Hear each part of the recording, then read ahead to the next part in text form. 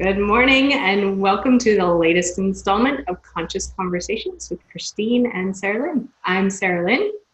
I'm Christine. We're so happy to have you here today. Thank you for rejoining us. And I say rejoining us because it has been a bit. It's probably about a year and a half since we've done this. And it's funny because it's always been there sort of in the background that it's just what we do, but we haven't actually recorded one in a really long time. So we're very happy that you've all joined us here. If you're live or if you're watching the recordings later, thank you. Thank you. It's nice to be here with you and welcome. It is nice to be here, and one of the things that this is for us and hopefully for you is an extension of what Sarah Lynn and I spend lots of days doing, which is having conversations about all things in consciousness. And the way those conversations will come forward is always based on real life experiences. It's what's up and what's happening. And then there's always this really fun way to look at it through a lens of expanded, awakened consciousness and to see what that creates and what that brings into view. And so we do that all the time. And then this is our way of sharing that and letting you listen in and also contribute just by being here and having your presence. So or a question if you're live on the chat. So it's super fun for us. And it's a really natural way of being. Sometimes I forget that not all the world is like this, like that not everybody is looking at everything through the lens of awakened awareness all the time. I'm sort of naive that way. So, yeah. Yeah, and we really what we're doing here is sorry, I'm just doing two things at once here. There we go. Great.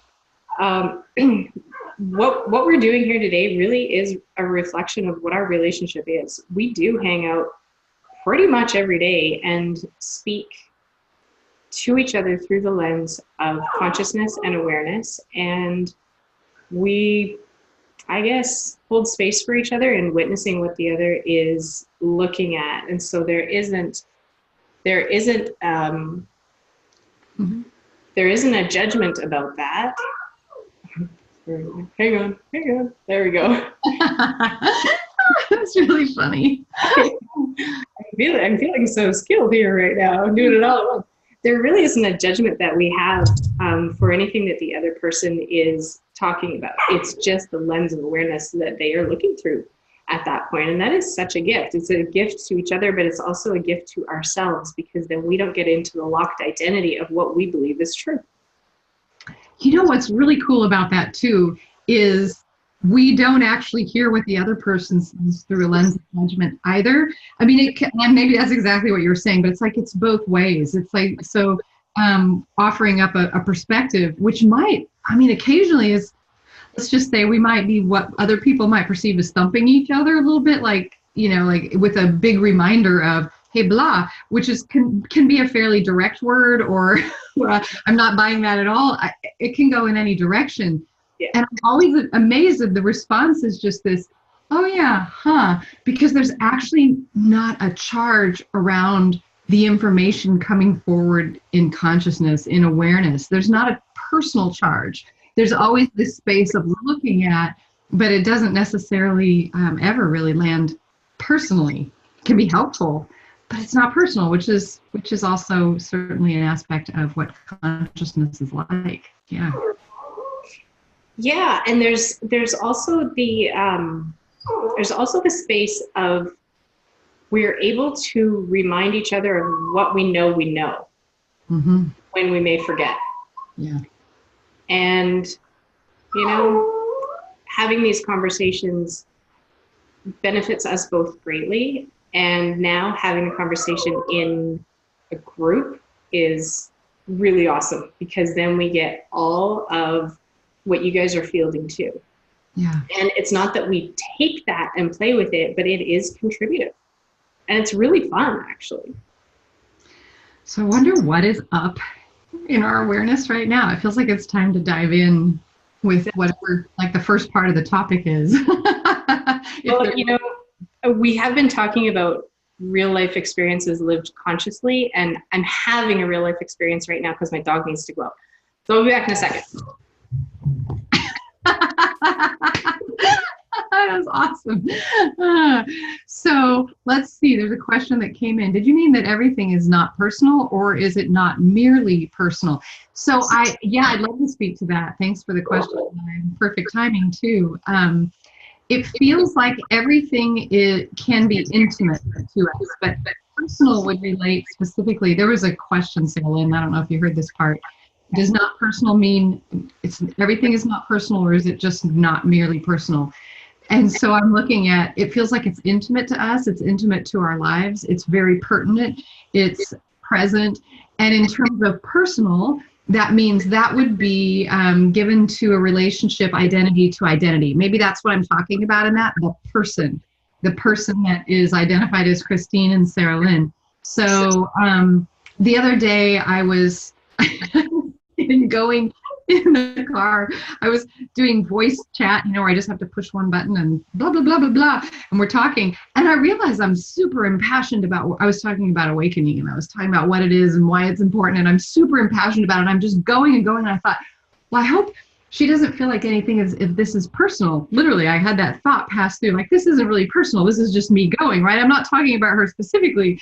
And yet there could have been a piece in there that somebody might have thought, well, is she like talking to me about that? You know what the answer was? The answer was, I think you should re-listen to that message and write it down, because it's like an article that you just wrote, which became the article that I posted yesterday. That was a really, really good article. And it was so awesome for you to like speak the summary of it and then go and unpack it into an article. That was fantastic. I loved that. And we do that, and it's really handy to sort of communicate in a myriad of ways, because what happens is, even when we're speaking to somebody, we're really doing some pretty intimate communication with ourselves. And I'm not just speaking about Christine and I.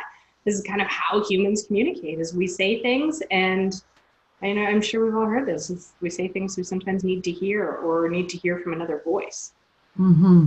Yeah, and they're obviously like, okay, so if we take the two of us as an example, we have what I would call a personal relationship. It's personal because it's her and it's me, and we have a friendship, and that has all kinds of parts that go to it. And this is addressing a little bit more, Eli, what you wrote. So what about intimate relationships, marriages? Are they personal? Really what I'm talking about in this, in terms of consciousness, is how am I responding to that? Am I listening to a conversation within, this is interesting, within the lens of, this is about me. This is personal. In other words, the information coming forward. And so I'm framing this particularly in a way of having conscious conversations, which is actually the perfect segue into what we're talking about, right? Which is real life experiences lived consciously. Those come up with your closest partners, right? With your family, with your intimate partner. That's where stuff feels really, really personal, for the like more strongly personal there than anywhere. And still, what if it's not personal? Yeah.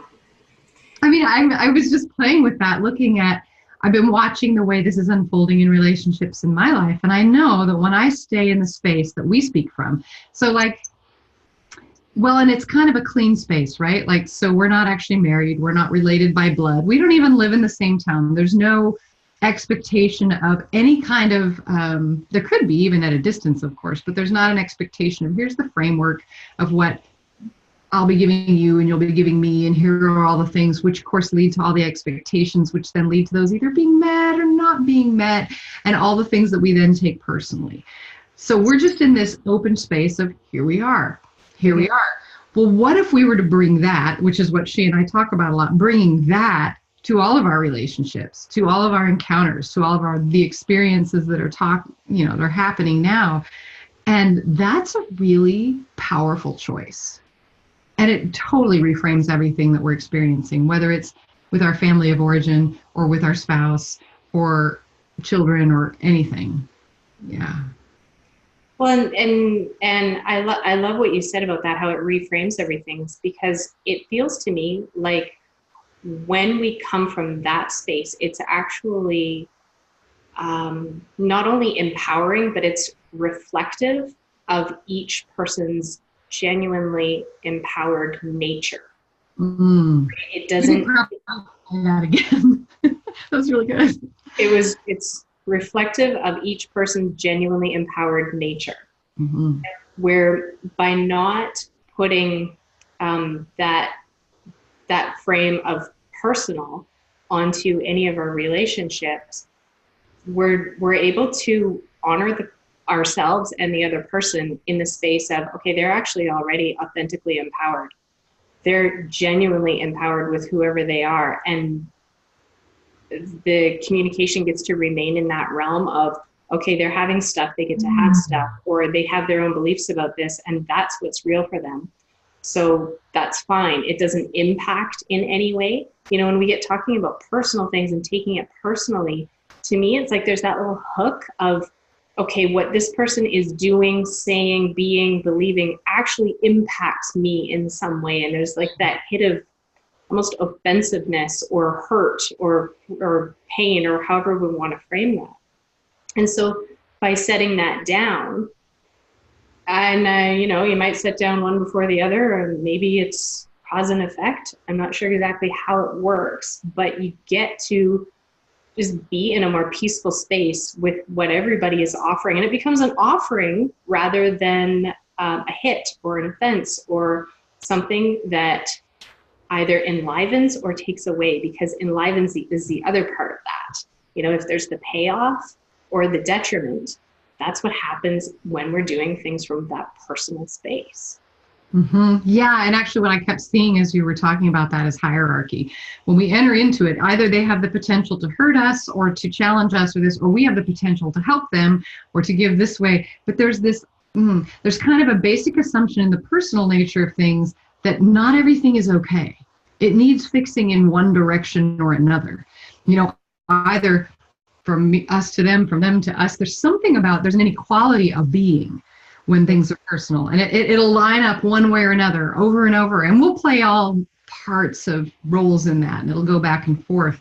But it's not actually, well, I love that you said it's acknowledging that authentic empowerment of every person as a being, as the presence that they are. Totally different framework, and things just land easily and flow easily in that space. Yeah. Yeah. Yes, I like that. It lands and it flows. And then there's the piece too of, okay, so when you were driving and you laid out so beautifully the foundation for your article, I had no, like, that didn't trigger that. I got to hear it. It was awesome, but I knew it had nothing to do with me because I had no involvement in it. I was able to listen to it and appreciate it. And here's the thing about being personal is if there was a space in there where it did hit me in any way, that wouldn't have had anything to do with you. Always, yeah. That would be personal to me, you know, and that is, that's kind of where I get super excited because it's like, oh man, I'm hooked into something here. This is not actually the interesting thing for my life, and I don't want to do it that way. So thank you. We're going to switch trajectories here, and that's where the personal piece comes in. It's more like a personal responsibility rather than taking assigning that responsibility to the person who shines the light on what you take personally. Yeah. Yes. And and we've been talking about that too. The power of saying, oh, this is mine 100%. And the sweet thing about that is, if we're already in a place where we're in pain or we're suffering from some way that our life is or our relationship is or something within or what we perceive as without, and we say, well, and I'm creating this, or I'm responsible, or I'm accountable, people can use that to sort of heap an old pattern on themselves, which is like, it's my fault and somehow I'm wrong in this. Like I'm causing this disruption in my life, this pain, this experience that I don't like. I would just love to give another option, which is it's never about wrongness. It's only about empowerment. The whole thing about saying this is mine is because when you take the reins, you have the reins and then you're empowered in your life. And can you let go of whether that feels good or bad at the moment and just go, oh my God, actually my life is my life. And I'm accountable for my life. I mean, that's power. Yeah. Oh, I love that so much. You said that so well. I love that so much because it is, right? Like, when are we more powerful than when we recognize the space we're in and identify that that is not coming from our place of who we actually want to be and who we really truly are. You know, that is incredibly powerful. That's where the power sits. We're to literally change that on the spot. You know, it's our generative being that comes through in those moments. It doesn't get to be a place where we sit as a victim of, oh, I've brought this on myself.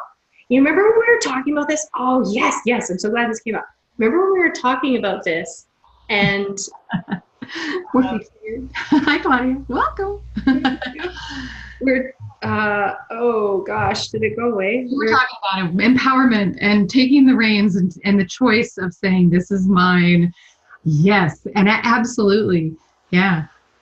There was a really great example that I lost. But it'll be back, I'm sure, at some point. It'll be back, be back, be back, be back, be back. Yeah. So, I mean, I've been playing with that because what I was looking at as you were talking is it's the empowerment of actually saying, I am a powerful creator. And the first thing may be to look at, I wonder what I've done thus far. Do I like it or do I not? But it's still an acknowledgement of, oh my God, look how much power is here in the choices in my life and in the creation of my life. And that is always a step of empowerment. It is not a step of like, what would I say, reinforcing any kind of victimhood. It's about saying, yeah, actually I have choice and I'm going to acknowledge that. That's what you were looking at, that, acknowledging that and what that activates. And then I'm going to actually choose, I'm going to play consciously with that because we're already playing with it, but are we playing consciously or unconsciously? Yeah. And can you feel how much resistance there is to saying, I've created this, if it's something we don't like? Like there's this huge, like, no, I did not create this. I would never create that. Actually, that's not what I would create. Well, let's just say, this is something we talk about a lot too, is that all things are true. So yes, you would never create that. And you are an active participant in that creation. So can we just go, oh, there's that thing, you know, it's almost like a cognitive dissonance comes in. How can these two things that are completely contrary be true at the same time? And they just are. And that's something that I always invite us beyond is like, that's kind of an old 2 + 2 = 4 kind of elementary math thing. And actually that's not really the rule in consciousness. It does not have to line up. And in fact, it won't. Yeah. Yeah. And there's a thing too that I started to acknowledge last night is, yes, we are, by participating, we actively create, and it has happened in our lives that we unconsciously create. All the time.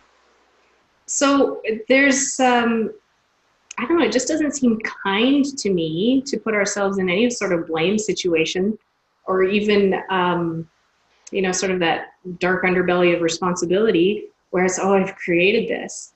Oh, and this is the piece. This, okay. Every time I go to say the piece, somebody pops in. Hey, there's like, here's the piece. Oh, that's great. And there it goes. Okay. Again. All right. Well, I can catch you up on the chat. So this is sweet. Eli was saying this is exactly what I've been looking at the last few weeks. It's super helpful. And then Michelle was saying, yes, totally responsibility for self, no wrongness, seeing it in innocence. And that's exactly what you were just talking about. It's like, yeah, there's not this, like, yeah, there you go. I knew that was good. And wonder and curiosity. Yes. Well, and so to hold ourselves in that, in the dark underbelly of responsibility for what we have created, this is where I dive into the piece of there's actually no consequences for actions. There's outcomes, absolutely. But is there consequences? And God, I used to live in this so deeply that I would be terrified to take an action in fear that it would create some sort of consequence, right? So if we've got stuff going on in our lives that doesn't work and that we know isn't the thing for us, And yet we sit in the space of, okay, I've created this. I made this choice 5 years ago, and now I'm living with the consequences. Nope. Make a new choice. You don't have to sit in the space of, well, I made my bed and now I'm going to lie in it. No, make a new choice. Go in the direction that you want to go. And this, I just love this so much because I've been doing this.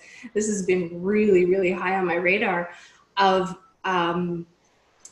just making that choice and not actually sitting in the consequences, because that is so heavy. And it doesn't work. Like, why would we stick in the thing that doesn't work just because we made the choice? Like, somehow have to live with it? Yeah, and what I'm seeing is, like, right now is a complete moment. It is not the moment that it is only contingent on everything that's come and what's coming next. It's a complete moment with all trajectories and potentials and possibilities radiating from it, so that you can go in whatever direction you need. And it does not have to be this thing that you're pointing out, which is there's a given trajectory due to past choices, and that is the timeline that you must be in. Therefore, you will suffer the consequences of your choice. Mm-hmm. No, that is, like, I can see it now. It's like, here's the sphere of this huge present now moment that's kind of everything. And here's this one trajectory coming in from some choice. And the idea would be that its only possibility is to go out the exact same way and keep going. And yet what it enters into is this creative power and potential of your presence. We'll call that the sphere, which is in fact like the magician and the, like the sparkly unicorn all in one. And you can be like, well, here, let's take it and let's make it go over here and do twirly twigs and then go this way and come out as a whole thing like this, not even just a straight line. You have all kinds of options. Once you bring, I know that was a great one that just came in. You just bring it all into the awareness, this powerhouse of presence that you are. It's not personal. Your choices aren't personal either. Oh my God, that's a good one. That's a really good one. We should write that down. Your choices aren't personal either. I totally love that. That is just the best visual that you unpacked there. That is, I love it. And okay, so check this out then. So if we recognize that a choice we made in the past isn't working for us, and we're sitting in the idea that it just is. How much energy are we tying up and using to sustain something that is that really has no bottom? Because if it doesn't work, it doesn't actually have the foundation for expansion or building. You get that? Like, it's just this piece that sits there that we have to keep fueling.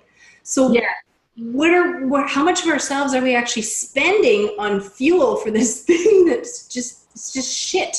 Like, what are we putting into that? And is that reasonable? Well, this is funny. It's understandable that we would, if we're still in that space of, okay, this is what we do. But is it reasonable? Like, is this honorable? Is this kind? Is this generative?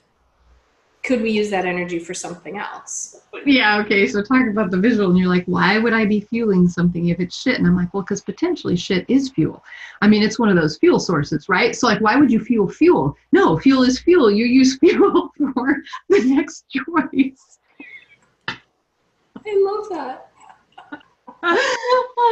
This is why we like to do this. I know this is why, because it keeps building. It does. It's always in creation. It's like, yeah, it's good.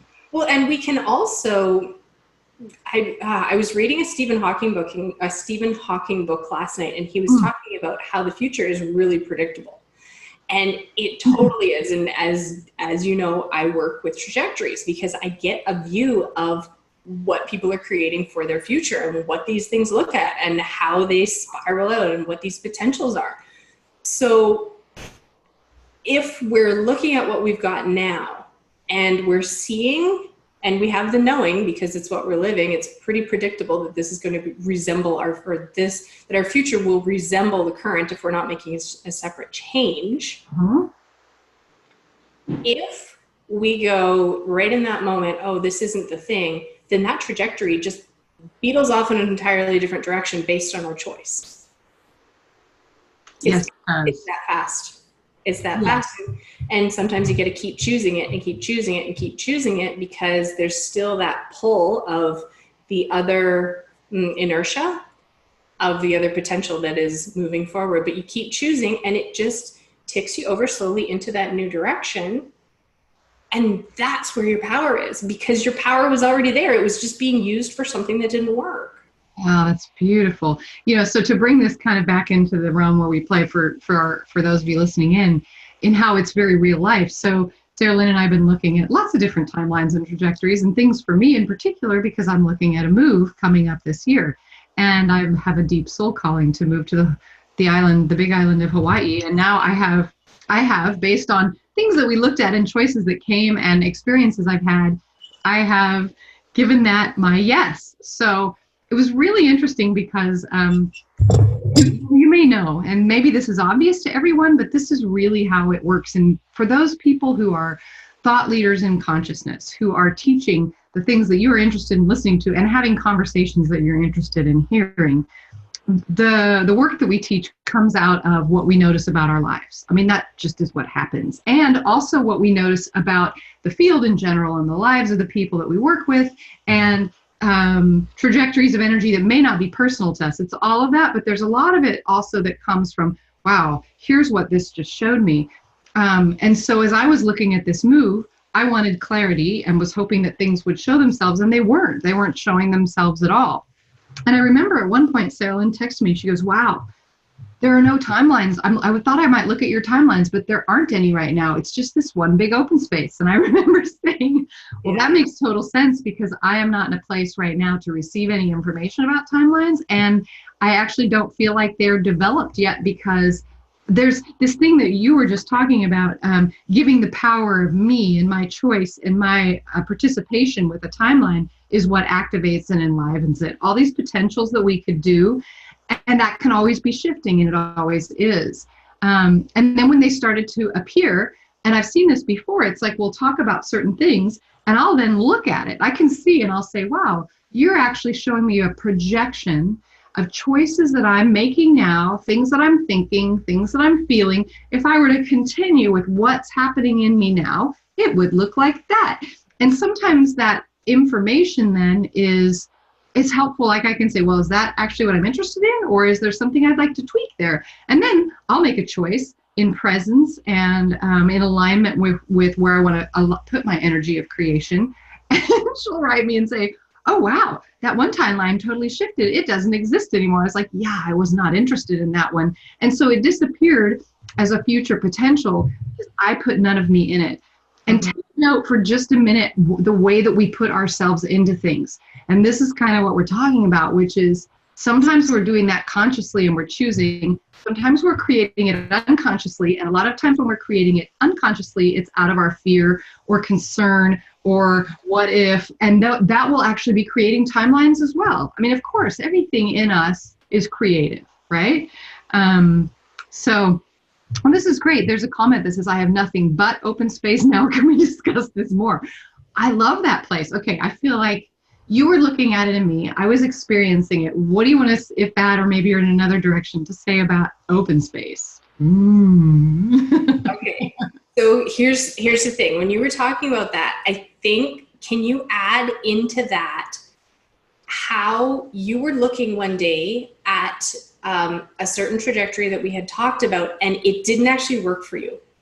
And so you went into that open space and you changed it and you changed it and you changed it until it looked like what you wanted it to look like. And that was just seriously a rock star move. That was really, really, really well done. So talk about that, because that is the perfect example of I need more prompting, because I totally remember the energy of that, but I don't recall the circumstance. And I'm fine to share what it was. Do you remember? Or am I supposed to remember? Well, it had to do with your move. And was it the timing or the companionship part? Which was this? The companionship part. Yeah. Yeah. So it's really interesting because I know that I am called to have moved to Hawaii, but my partner doesn't know if that's true for him or not. And I also didn't know, really, truth be told, he and I have been talking about, well, what's the future and what's not, and for us. And so there was just all of this, like, I don't know. And when Sarah Lynn first looked at things, he wasn't visible in any of it. And I decided that I would like to have everything that I want. That's what I did. I was like, well, I want to have, this is great. I want to have all my freedom. I want to have my life feel and look like I want. I want to have this deep, intimate companionship with this person that I love. And up until that point, I hadn't really been able to see, to really feel also internally a way that I could experience everything that I wanted. It felt like certain pieces were exclusive of other pieces. Well, if I'm going to have it this way, I'm not going to end up having this. And I just decided that was not to my liking. I was like, actually, who made that rule that I can only have this and not that? And so I went into the space I went into of creation was I actually am going to choose to have everything that I love. And there's the only thing that needs to unfold here is being able to have everything that I love.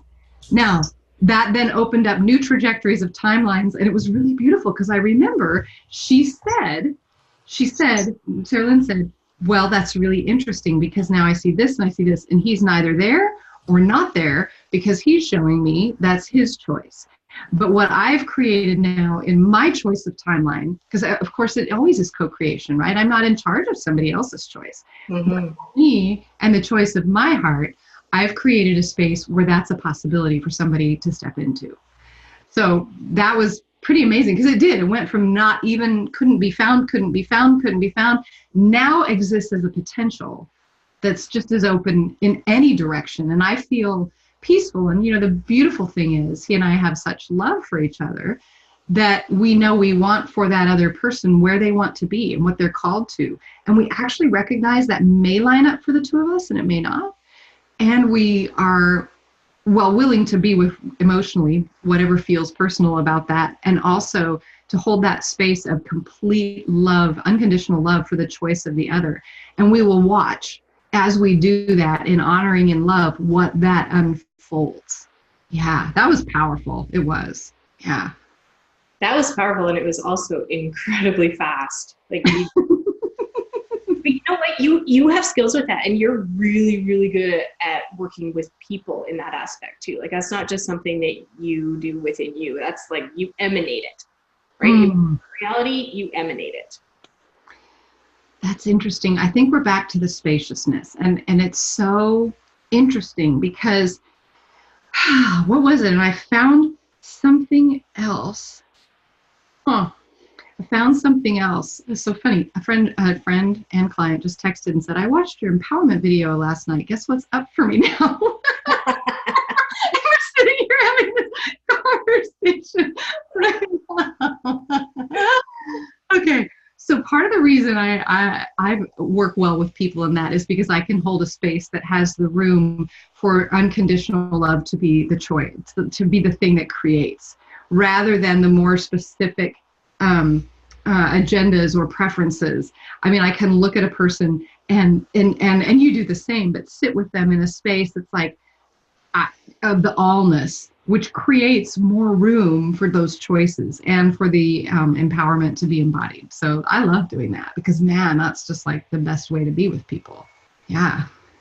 Well, and let's make that a real life example. Is we both do that with our partners, with our families, and with friends that we actually see in person.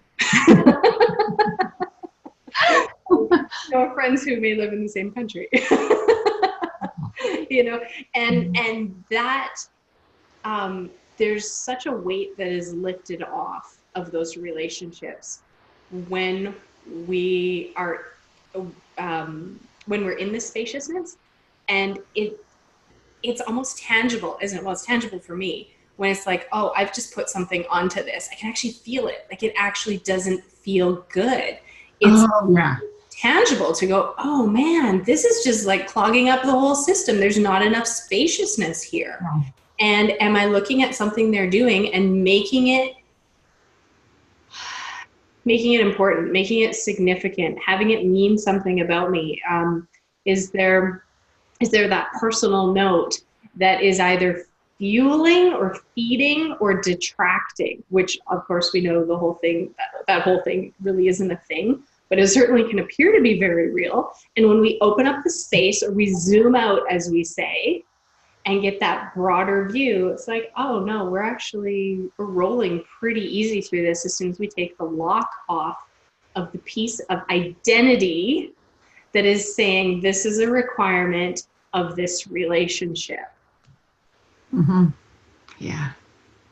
And it's really sweet because identity is a beautiful thing, and we're not really going to be without one. It's not like as you wake up, you suddenly don't have a personality. I mean, think how boring that would be if you didn't have a personality. Personalities are fun. And identities are these beautiful constructs of our family of origin, of our experiences, of our choices, of our, all the physical attributes. They're wonderful. The thing we're talking about is relationship. And so what you just described so beautifully, our relationship with that identity in ourselves.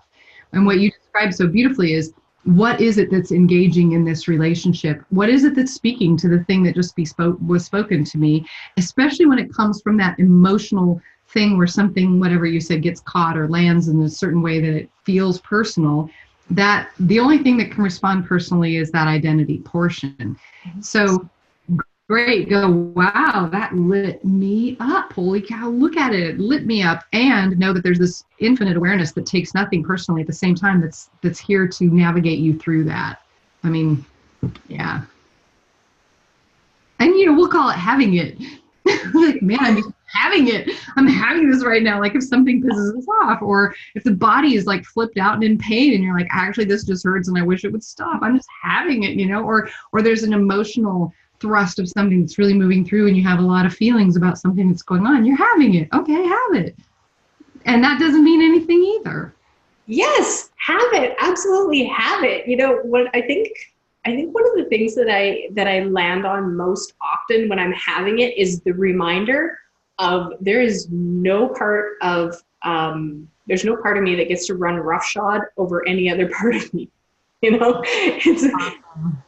Yeah, it's the let's call it higher self, space of consciousness, whatever that or even knowings of, okay, I actually know that this is all fine, even though my human being is having it, is really having it. That part doesn't get to go, oh, well, then I shouldn't maybe be having it. Everything's fine. Just sit down. Nope. The having it is very important.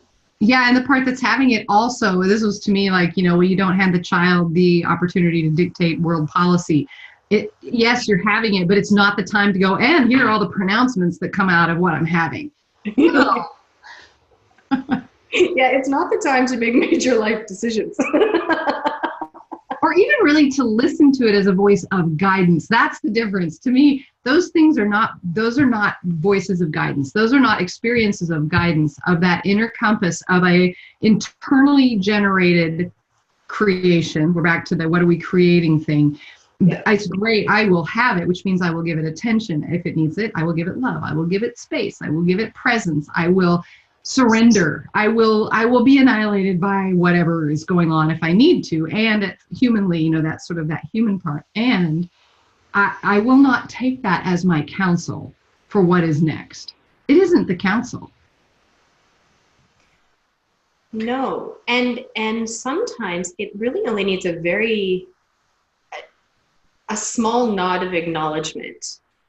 It was just a few days ago, I think, where I was saying, Kat, I'm really having it, but the thing that I needed to do was just let it happen without actually going into a space of, yes, this is, or being that big acknowledgement and validation. It wasn't that. And sometimes it is, but it wasn't that. It was more of a, oh, let this pass through, because this is actually flowing information. And none of it is the truth of my truth. None of it's actually something that I want to lock in and identify with. It's just moving through. It's just moving through. So it's like, oh yeah, okay, I get that. Oh, I remember that. Yes, that happened. Here's this piece. Oh yeah, I've got this piece of identity. I've got this piece of pain, whatever, just, all right, fine, cool, let it happen. And there was no call to lock into any of that. Yes. Okay. So that feels like you brought it all the way around to connecting with this looking at spaciousness, because I remember, and we've had this conversation a lot, that everything is true. And it's funny, in the era of false news and facts and whatever, all the different stuff. And yes, there are intentional misleading pieces of information, and yet everybody's experience is in fact true for them, and everything at some level is true, and every timeline exists, and that doesn't mean they're even a timeline that we engage with or interact with in things around us. It can be like, that is in fact happening and is true over there, and that is not true for me.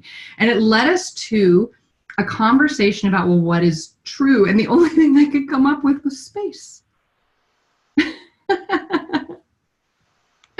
I love it when our Hawaii people chime in and they're like, well, it's still pretty early here. Yeah, and I really got that this potential, that field that we're talking about, the field of spaciousness that we are, that feels true to me. I don't even know it. And we were saying, like, is true even the right word? It may not have anything to do with being true. It is. It is. And I don't even know that it's an absolute, but it feels like an is, whereas the things that we call true, those are variables. They are. I've been looking at truth lately too, and truth to me feels like the genesis. It's like we came from truth. We're sourced from truth, but then we come into this existence on this planet as these people, and we experience duality. And so true then has an opposite, which is false. Mm-hmm. And then we get to, have that truth in a different way, where we're looking at opposites, where we're looking at the duality. That's not the kind of truth that I'm talking about. I know it's not the kind of truth you're talking about. It's more of the, okay. Yeah, it's the little t. Right. And it's conditional. And I love that you said it always has an opposite. And it does. It's like, well, it's either this or that. It's true or it's false. And if this is true, then that's not true. And when you were talking about truth is the space of Genesis, from which everything comes from, we were back to space again. And I actually saw the same visual of, the past choices and the quote consequences that don't exist, that they create, as that's like a trajectory of this, we would call it this kind of truth. It's this sort of thing. It's truth that has certain sets of rules. And if this choice was made, then it recreates this consequence and it goes this way. And notice what happens when what you call that truth, even of a past choice, enters the spaciousness of the genesis of you. I love that. And I also love how you're pointing at the necessity for contradiction, for the willingness to be in contradiction of true, false, and how, as we grow and are sourced by whatever it is we're sourced by, which is shifting, right? Because our fuel tends to shift as people, then the necessity to grow is sort of parallel to the necessity to be in contradiction of everything we've been and said. So it may be true next week that I don't have the point of view that truth is a space of the Genesis, or that Genesis contains truth, And the contradiction, I think, is so important. Like, you think back through, I don't know how many years you've been doing this. We've been doing this a long time. You think back about how many things were true that eventually are just not, and can't even be found in our fields anymore, or can't be related to. And then there's this whole other thing that's true, and that, it's like shifting sands. Yes. And so the necessity to allow contradiction is extremely true for me right now. It's subject to change, right? And because of the declaration of truth, it's also the declaration of falsehood. That's beautiful. Oh my God, there's so much in there. That probably would want to re-listen by many of us. And I love too, like, again, the visual just keeps going. It's like the gift that keeps on giving. So it's like within this spaciousness, here's true and false, and they're separate little bubbles, and they really can't be the same thing, and they can't be. They are opposites. But if you look at what they're within, if you look at what is the larger container, they're just all the same thing. They're like, if you're like, well, here are these drops of the ocean, and here's the ocean, we're back to that, that analogy that we all know well. And what I got as you were talking was, and right now we're under the premise that there's this sphere or this spaciousness, and perhaps that ultimately exists or doesn't exist or becomes something else as well. Everything's within this space. And then, well, maybe that's true. Yeah. So so here's this cool thing. Let's wind this in to, let's make this really applicable, because it so is right now, because I'm loving this, how you are pointing to, there's so much spaciousness. Really, no matter what we look at, we end up looking at spaciousness, right? And how in that spaciousness, when we are willing to be the contradiction, and when we're willing to not be in that personal identity when in relationship with others, there is a complete platform for transition, transformation, change, shift, whatever you want to call it. It's all just here in the space, because we're not locked into the stuff of our lives. You get it? How it unlocks everything. Mm-hmm. Yeah, it does. So do you want to give an example that's like just a really, let's just call it earthy one? Do you have one, or shall I give one? Yeah, I don't really think that I have one. Memory dissipates in spaciousness. I'd like to have one, don't get me wrong. Do you have one? What's memory? Okay, I think I do actually. And it's actually a pretty, I would almost call it banal example, because it's so like common and sort of pedestrian in a way, but it still gets at it. Okay. For me, it like I was saying, this is where it relates, right? Things are personal. And one of the things that I love about Nicola is that he's a conscious partner. And so we have conscious conversations. And yet, even though we saw all of that potential in each other at the get-go, we entered into a really sort of limited personal way of relating for quite a while that had me fully confused. I was like, I don't know how I got here and what's going on, meaning things were personal. We've been moving out of that, and it's so beautiful. So another one came up. And this one's new to you. I don't even think I mentioned it. I came back I had done a sound bath in Portland, and I come back. When I left, he was in one mood, and I came back and he was in another. And I thought, wow, and he's in this really beautiful light space, and something happened in this and that. And I immediately attributed it to what I thought that was from, which to me, for some reason, in my imagination, when I took it personally and I made it a little bit about me somehow, it wasn't actually in the best light. And it turned out what had actually created his really great mood was literally the complete opposite of what I perceived it to be, which I thought maybe he really enjoyed his time with me gone. Maybe he needs more time with me gone. For whatever reason, that came into my head. No, he was actually excited because he had done this little project that needed done, and it required a trip to the hardware store and all this different stuff. And he was super excited because it was actually for me. It had to do with something of mine. And then I didn't notice. And I went on not noticing for quite a while. And just look at all the beautiful components for something being true or not true or personal or not. It was hilarious in the end, right? I mean, it took a little while before it was funny.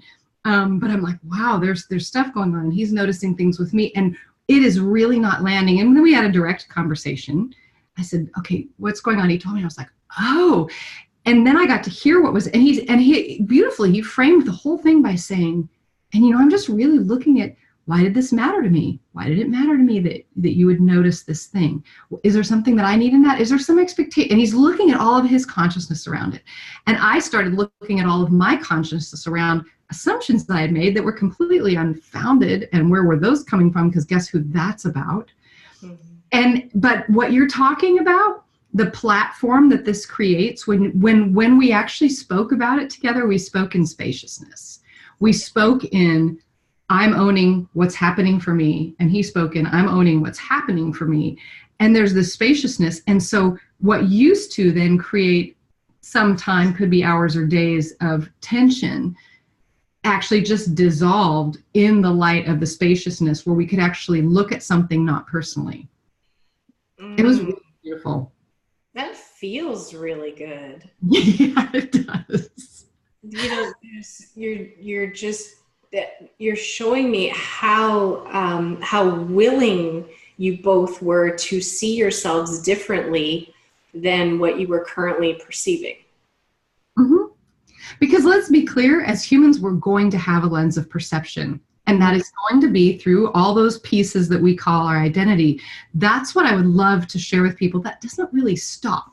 We're still going to have our unique personal lens of perception. But the thing is, it's not going to be the counsel. It's not going to be the generative creative force. It's going to be considered compassionately, hopefully, but it's not driving the car. It doesn't have its hands on the wheel. And there may be, this is another analogy, somebody from the back seat still going, barking orders at me. That might be identity or emotional pieces or whatever. But I'm like, okay, I'm going to listen to you, and I'm driving the car, meaning spacious, conscious awareness. Yes.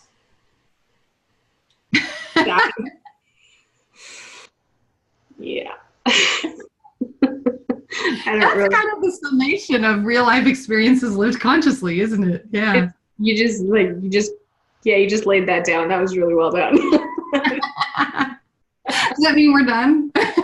Forever? Oh, wait, what's true again? Yeah. That's good. January of 2018, I took a coffee break from my job and just in the past couple months came back. And so what I'm looking at now is, I already got it, thank you. What I'm looking at now is how much space that year away really created. And there was a lot in that year. There was a lot, but there's so much more space that now that I can't even say recreating business, but now that I'm creating again and being in this space, I'm finding that the shift in identity, which we've been talking about, and the spaciousness in identity and the unraveling and the disillusion of that, makes it really hard to write a biography. Like for your website or something. Oh, here's what I am, or who I am and what I do. And you're like, actually, I'm pretty much dissolving all those things. Like, why would I recreate them in a paragraph? Exactly. But you know what's really fun about that is having that much spaciousness allows for spontaneous creation of anything, and then kind of trying it on. Like, it's like going to the store and trying on stuff and then pitching it back out the door if it doesn't work.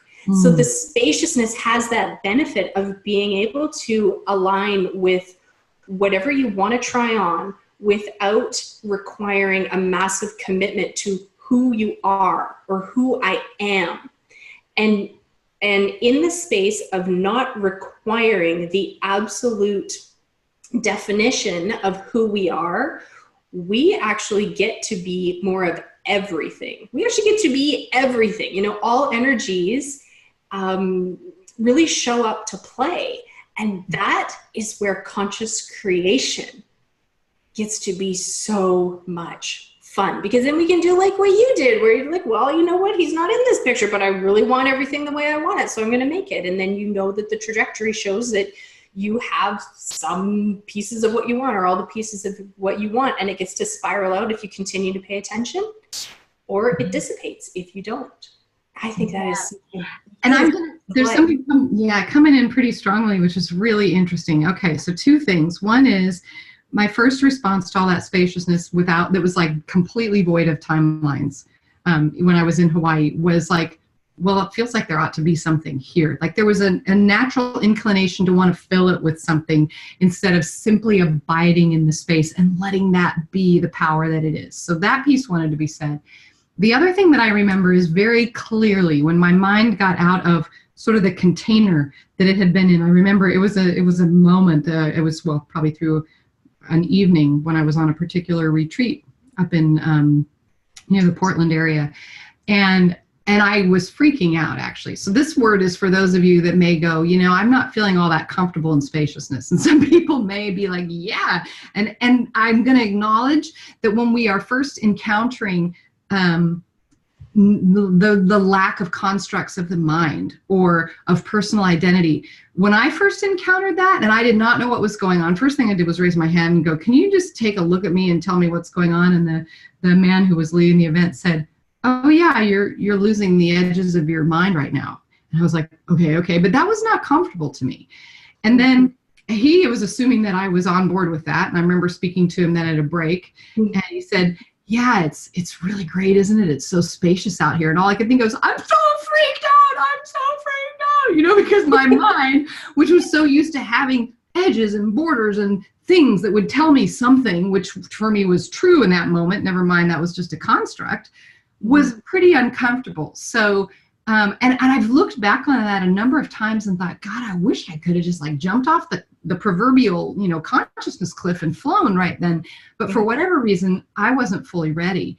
And so it's a thing like that. Sometimes spaciousness may feel really beautiful. And other times, if we're up against real life circumstances that feel like they need answers or just a way through, be patient. If it doesn't feel comfortable, that will change. It will get comfortable for you. And most of us, I feel like perhaps even in this conversation, are feeling like, yeah, that feels really great. Spaciousness feels really good. For some reason, it wanted to be said that if it doesn't, there's nothing wrong with you. That's a really natural inclination or response when we're used to having what we perceive as clear boundaries. Yeah, I love how you said that. And as you were saying it, I kept looking at how even in the spaciousness that we perceive right now, there are boundaries. Exactly, right? That's why we're talking about maybe that won't actually even be like something that we can find as a sphere or whatever, the visual was. Yeah. Yeah, we still have sort of a space of comfort with the spaciousness, and maybe the spaciousness happens when we've actually dropped out of something that doesn't feel good. Maybe that has created more space, or when we're not directing ourselves into something that doesn't work, but rather into something that does. Maybe that feels more spacious. It's nothing is happening outside of us. Right? It's all part of our generation. It's all part of what we bring through ourselves. Mm-hmm. And so when we come into the space of spaciousness, it's not like we just completely vacate ourselves. We're still wholeness. We're still what is for us. And it just may be that the boundary is farther out, because you think about this, isn't there always another step to be more spacious? Isn't there something that we can always open up? It's like, oh man, I just opened up this new awareness and I unwound something, or I became aware of something and I feel so much more spacious. Always. The one thing that we always know is that there's more, and we are it already. So it's that eternal process of our awareness opening into more of what is. Mm-hmm. Yeah. Amazing. Wow. That's great. A couple chats. Beautiful. What joy, power. Yeah. And we had some hellos, goosebumps on the energy. Oh, that's so nice. Yeah. I'll pop over and look at these because I haven't. They're so sweet. All of our beautiful friends and listeners and peoples. And it's great. Yeah. Thank you all for being here. Yeah. I don't see any other particular questions at the moment, which is great. We've been chatting about an hour.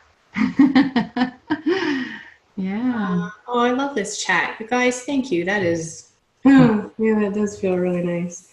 Yeah, it does. I've loved this. I've loved being here with us. It's been great. We'll do it again. I think so. It's good. Yeah. So thanks everybody for listening in, and we'll be sending out a replay we'll post it on our YouTube channels. And if you have people that you think, they might be interested. And of course, I know that all of you know most of you know what Sarah Lynn and I offer, and we love to be the guide for people in all the things that we talk about, because that's where our hearts are. Yeah. So. All right. Mwah. Ready? Until the next time. Yes, until next time. Thanks for being here. We will see you again. Mm-hmm.